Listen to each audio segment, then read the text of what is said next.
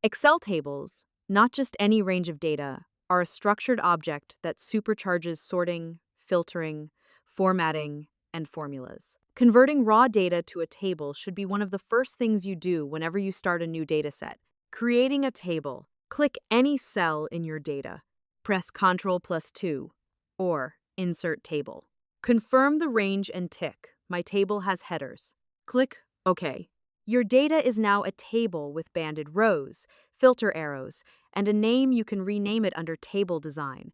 For example, tblSales. Why tables are better than plain ranges. Auto-expand new rows added at the bottom join the table automatically. Formulas and formats extend to them. Built-in filtering and sorting, no need to enable manually. Banded rows improved readability with zero effort. Total row tick total row under Table Design.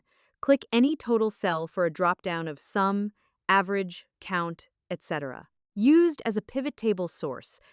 Pivots based on a table refresh with new rows automatically. Structured references. Tables let you write formulas using column names instead of cell ranges. Equals summed BL sales revenue. Equals average ifs BL sales region. TBL sales revenue. London equals at quantity, at price, in a table cell. This row's quantity times price. The at symbol means this row. Structured references are easier to read and survive column moves. Renaming your table. With the table selected, look at the top left of Table Design for the table name. Rename it from Table 1 to something meaningful like TBL orders. Your formulas will become self-documenting. Table styles. Table Design Table Styles lets you pick a color scheme. Toggle. Header row keep visible at the top. Banded rows alternating colors. Total row auto aggregations at the bottom.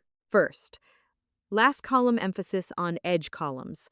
Try this. Take a raw block of sales data. Press Ctrl+T to convert it to a table. Rename the table to TBL Sales in Table Design.